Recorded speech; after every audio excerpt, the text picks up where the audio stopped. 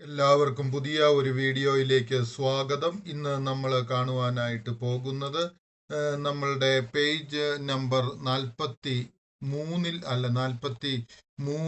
ആണ്.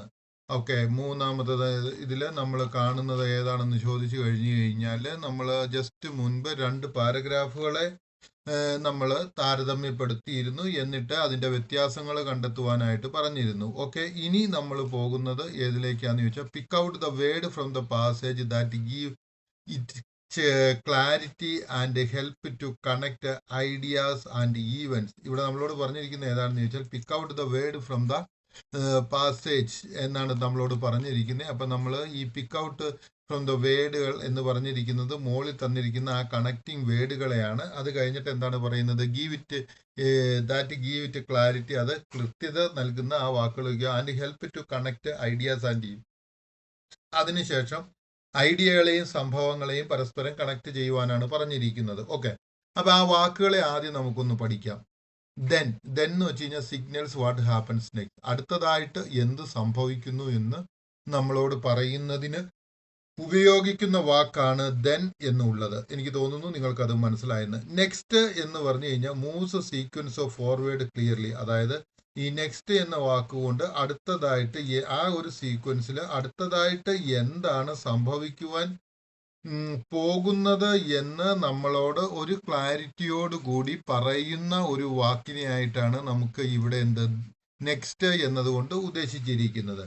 മൂന്നാമതായിട്ട് നമുക്ക് തന്നിരിക്കുന്നത് എന്താണെന്ന് ചോദിച്ചാൽ മീൻ വൈൽ എന്നാണ് പറഞ്ഞിരിക്കുന്നത്. മീൻ വൈൽ എന്ന് വെച്ച് കഴിഞ്ഞാൽ തന്മധ്യേ, അതിനിടയിൽ, അല്ലെങ്കിൽ ഒരു സംഭവം നടന്നുകൊണ്ടിരിക്കുമ്പോൾ തന്നെ അതേ സമയത്ത് തന്നെ shows that something is happening at the same time, അതായത് എന്തോ ഒന്ന് ഒരു സമയത്ത് ഇവിടെയും നടക്കുന്നു, ഒരു സമയത്ത് അവിടെയും നടക്കുന്നു എന്നാണ് കാണിക്കുന്നത്.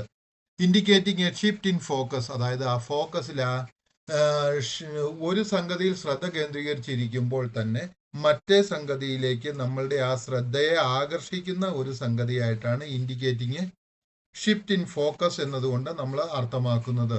ഫോളോയിങ് ദിസ് എന്ന് വെച്ച് കഴിഞ്ഞാൽ keep the time line progress logically, അതായത് നമ്മൾ ഒരു സംഭവം നടന്നു, ഒരു സമയപരിധിയിൽ അത് നടന്നു, ആ സംഭവത്തിന് ശേഷം അടുത്ത സംഭവം നടക്കുന്നു, അതിനുശേഷം അടുത്തത് നടക്കുന്നു. ഇവിടെ ലോജിക്കായിട്ട്, അതായത് ഒരു സംഭവത്തിന് ശേഷം മറ്റൊന്ന് എന്ന രീതിയിൽ അത് ഒരു ഓർഡറിൽ സംഭവിച്ചുകൊണ്ടിരിക്കുന്നു എന്നതാണ് ഇവിടെ ഈ ഫോളോയിങ് ദിസ് എന്ന് പറഞ്ഞത് കൊണ്ട് അർത്ഥമാക്കുന്നത്.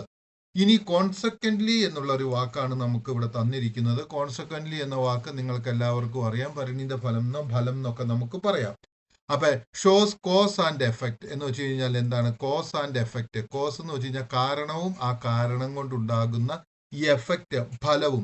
The emotional shift leading to the crowd's anger, ഇവിടെ നമുക്കൊന്ന് കാണുവാനായിട്ട് സാധിക്കും. അദ്ദേഹത്തിന്റെ ആ പ്രസംഗം ചെല്ലുമ്പോൾ ആളുകൾക്ക് ആ പ്രസംഗം കേൾക്കുമ്പോൾ ആളുകൾ ഇത്രയും ശാന്തരായിരുന്നവരുടെ എമോഷനെയാണ് ഒന്നിൽ നിന്നും, ആ ഒരു അവസ്ഥയിൽ നിന്നും മറ്റൊരവസ്ഥയിലേക്ക് മാറുകയാണ് ചെയ്യുന്നത്. അപ്പൊ ഈ പ്രസംഗം ഒരു കാരണമാവുകയും ആളുകളുടെ ആ എമോഷൻ മാറുകയും ചെയ്യുന്നത്, ടുവേർഡ്സ് ആങ്കറിലേക്ക് മാറുകയും ചെയ്യുന്നത് ഒരു കോൺസിക്വൻസ് ആയിട്ട് നമുക്ക് വിലയിരുത്താം.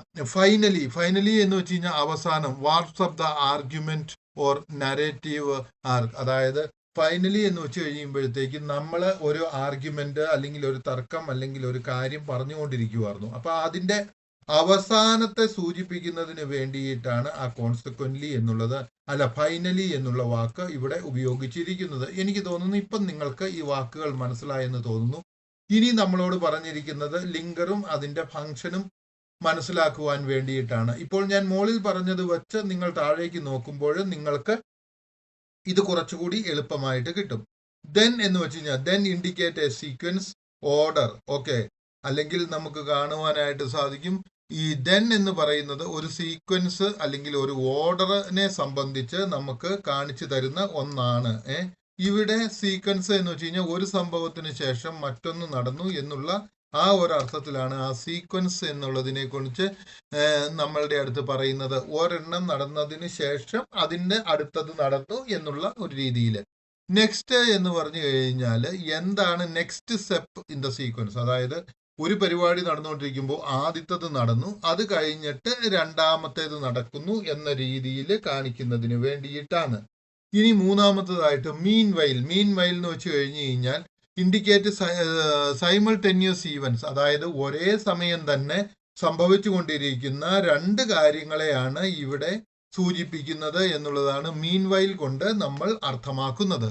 അടുത്തതായിട്ട് ഫോളോയിങ് ദിസ് എന്ന് വെച്ച് കഴിഞ്ഞാൽ ഒരു സീക്വൻസ് ഓർഡർ ആണ് ഇവിടെ നമുക്ക് കാണുവാനായിട്ട് സാധിക്കുന്നത്. ഫോളോയിങ് ദിസ്, ഇതിന് ശേഷം അതിനെ തുടർന്ന് ഇത് തുടർന്നുകൊണ്ടിരുന്നു, ഒരു സീക്വൻസ് ഓർഡർ ഒക്കെ തുടർന്നുകൊണ്ട് പോകുന്നതാണ്. കോൺസെക്വന്റ്ലി എന്ന് വെച്ച് കഴിഞ്ഞാൽ ഒരു കാരണവും അതിന്റെ എഫക്റ്റ് അല്ലെങ്കിൽ ഫലവുമാണ്. അപ്പൊ കോസ് എഫക്റ്റ് റിലേഷൻഷിപ്പ്, ഒരു കാരണവും അതിന്റെ കാരണത്തെ തുടർന്നുണ്ടായ ഫലവും കാണിക്കുന്ന ആ ഒരു ബന്ധത്തെ കാണിക്കുന്നു. ഫൈനലി എന്ന് വെച്ച് കഴിഞ്ഞാൽ ഇൻഡിക്കേറ്റ്സ് ദ കൺക്ലൂഷൻ, അതായത് ഏറ്റവും അവസാനം എന്തു പറ്റി അല്ലെങ്കിൽ അതിന്റെ ആ ഒരു കൺക്ലൂഷൻ എന്താണ് സംഭവിക്കുന്നത് എന്നാണ് നമ്മളെ കാണിച്ചു തരുന്നത്. ഇനി നമ്മളോട് പറഞ്ഞിരിക്കുന്നത് എന്താണെന്ന് ചോദിച്ചാൽ fill in the blanks with appropriate signposting expression choosing from those given in the bracket. അതായത് fill in the blanks, അതായത് ബ്ലാങ്ക്സ് നമ്മളോട് ഫില്ല് ചെയ്യാൻ പറയുകയാണ്. വിത്ത് അപ്രോപ്രിയേറ്റ് സൈൻ പോസ്റ്റിംഗ്, അതായത് ശരിയായ രീതിയിലുള്ള സൈനുകളുമായിട്ട് എക്സ്പ്രഷൻ എന്ന് വെച്ച് കഴിഞ്ഞാൽ വെളിപ്പെടുത്തുക. Choosing from those given in bracket, അതായത് ബ്രാക്കറ്റിൽ തന്നിരിക്കുന്നതിൽ നിന്നും നല്ല സൈൻ പോസ്റ്റ് ആയിട്ടുള്ളത്, അതിന് അനുയോജ്യമായിട്ടുള്ള ഇത് നമ്മളോട് ചൂസ് ചെയ്യുവാനായിട്ടാണ് തന്നിരിക്കുന്നത്. ഓക്കെ, ഒന്നാമത്തേതായിട്ട് നമുക്ക് ഇവിടെ തന്നിരിക്കുന്ന, അപ്പൊ ഈ സൈൻ പോസ്റ്റിൽ തന്നിരിക്കുന്ന ബ്രാക്കറ്റിൽ തന്നിരിക്കുന്നത് ഏതെല്ലാം ആണെന്ന് നിങ്ങൾക്ക് അറിയാം, ഇതിന്റെ അടുത്ത് തന്നെ തന്നിട്ടുണ്ട്. ഓക്കെ, അതായത് സൈൻ പോസ്റ്റ് ആയിട്ട് ഒന്നാമത്തത് നമുക്കൊന്ന് നോക്കാം. ഓക്കെ, ഒന്നാമത്തത് തന്നിരിക്കുന്നത് എന്താണ്? ഇവിടെ ബ്രാക്കറ്റിൽ തന്നിരിക്കുന്നതിൽ നിന്നാണല്ലോ നമ്മൾ ചൂസ് ചെയ്യേണ്ടത്. Pelayo dragged the old man away from the mud and dash locked him up in a chicken കൂപ്പ്.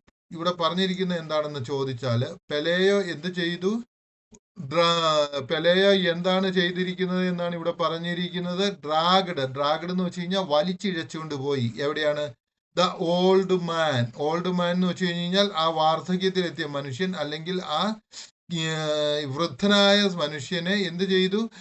വലിച്ച് ഇഴച്ചുകൊണ്ട് പോയി എന്നുള്ളതാണ് പറഞ്ഞിരിക്കുന്നത്. എന്നിട്ടോ എന്ത് ചെയ്തു? അവേ ഫ്രം ദ മഡ്, ആ മഡിൽ നിന്നും അല്ലെങ്കിൽ ചെളിയിൽ നിന്നും പെലേയോ ആ ഒരു മനുഷ്യനെ വലിച്ചിഴച്ചുകൊണ്ട് പോയി. എന്നിട്ട് ആൻഡ് അതിനുശേഷം ദെൻ, ഇവിടെ ദെൻ എന്നാണ് നമ്മൾ ഉപയോഗിച്ചിരിക്കുന്നത്. ദെന്നിന്റെ പ്രത്യേകത എന്താണെന്ന് നിങ്ങൾക്കറിയാം. ഇൻഡിക്കേറ്റഡ് എ സീക്വൻസ് അല്ലെങ്കിൽ ഓർഡർ, അതായത് അവൻ എന്ത് ചെയ്തു?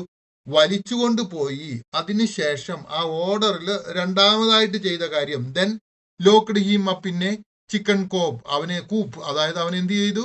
അവനെ ചിക്കൻ കൂപ്പിനകത്ത് അടച്ചു. ഇവിടെ നിങ്ങൾ കണ്ടല്ലോ, ആദ്യം വലിച്ചിഴച്ചുകൊണ്ട് പോയി, അതിനുശേഷം എന്നുള്ള ആ രണ്ടാമത്തെ പണിയായിട്ടാണ് അവിടെ ദെൻ എന്നത് കാണിച്ചിരിക്കുന്നത്. ഓക്കെ, അപ്പൊ ദെൻ ഉപയോഗിച്ചിരിക്കുന്നത് എങ്ങനെയാണെന്ന് മനസ്സിലായല്ലോ. രണ്ടാമത്, Elisenda was burdened with work dash arrival of the crowd to see a very old man. നമ്മൾ ഇവിടെ ഒന്ന് നോക്കിക്കേ, ഇവിടെ എന്താണ് പറഞ്ഞിരിക്കുന്നത്? Elisenda was burdened with work. ഇവിടെ എന്താണ് പറഞ്ഞിരിക്കുന്നത്? എലിസണ്ട പണി കൊണ്ട് മടുത്തു അല്ലെങ്കിൽ ബേർഡൻ ആയി തീർന്നു എന്നാണ് ഇവിടെ പറഞ്ഞിരിക്കുന്നത്. എന്തുകൊണ്ട്? പണി കൊണ്ട്. ഓക്കെ, അപ്പൊ നമ്മൾ മനസ്സിലാക്കുക, burdened with work following the arrival of the crowd to see the very old man. എപ്പോഴാണ് ഈ ക്രൗഡ്? അതിനുശേഷം വരുന്നതാണ് ആര്? ക്രൗഡ് വന്നപ്പോൾ എന്താ ചെയ്തത്? ഈ ക്രൗഡിന്റെ ആ വരവ് കൊണ്ട് following the suggest A sequence of order. അവിടെയും എന്താണ് സംഭവിച്ചുകൊണ്ടിരിക്കുന്നത്? ഒരു സീക്വൻസ് ആയ ഓർഡർ, അതായത് ടൈം ലൈൻ പ്രോഗ്രസീവ്ലി. ഇവിടെയും ആ ടൈം ലൈൻ, അവൾക്ക് ഒരു പ്രോഗ്രസ് ആണ് ഇവിടെയും കാണിച്ചുകൊണ്ടിരിക്കുന്നത്. എന്ത്? എലിസണ്ട ബേർഡൻഡ് വിത്ത് വർക്ക്. ആദ്യം തന്നെ അവള് പണിയെടുത്ത് മടുത്തു. Burdened with work. ഫോളോയിങ് എന്ന് വെച്ച് കഴിഞ്ഞാൽ the arrival of the crowd to see the very old man. ഈ മനുഷ്യനെ ഇങ്ങനെ ആളുകൾ കാണാൻ വന്നുകൊണ്ടിരുന്നത് കൊണ്ട് അവള് പണിയെടുത്ത് മടുത്തു എന്നുള്ളതാണ് ഇവിടെ അർത്ഥമാക്കുന്നത്. ഇനി മൂന്നാമതായിട്ട് ഇവിടെ തന്നിരിക്കുന്നത് എന്താണ്? The old man was just in an imaginary dot on the horizon of the see. ഇവിടെ എന്താണ്? ദ ഓൾഡ് മാൻ എന്ന് വെച്ച് കഴിഞ്ഞാൽ ആരാണ്? ആ വാർദ്ധക്യത്തിലെത്തിയ വൃദ്ധനായ മനുഷ്യൻ ജസ്റ്റ് ആൻ ഇമാജിനറി, ഒരു സ്വപ്നം മാത്രമായിട്ട് നിന്നു. Dot on the horizon of the see, അതായത് ആ സീയിൽ എന്താണ് പറയുന്നത്, ഹൊറൈസൺ ഓഫ് ദ സീ, അതായത് ആകാശമാകുന്ന കടലിൽ ഒരു ഇമാജിനേഷൻ മാത്രമായിട്ട് നിന്നു. ഇത് ഏതാണ്? ഏറ്റവും അവസാനം സംഭവിക്കുന്ന സംഭവമാണ്. അതുകൊണ്ട് നമ്മൾ ഇവിടെ എന്ത് പറയുന്നു? ഫൈനലി എന്ന് പറയുന്നു. അപ്പൊ ഫൈനലി ദ ഓൾഡ് മാൻ, ഏറ്റവും അവസാനം എല്ലാ പണികളും കഴിഞ്ഞപ്പോഴാണ് ജസ്റ്റ് ആൻ ഇമാജിനറി ഡോട്ട്, അതായത് ഒരു സ്വപ്നത്തിൽ കാണുന്ന ഒരു ഡോട്ട് പോലെ, ഒരു ബിന്ദു പോലെ ആയി തീർന്നു.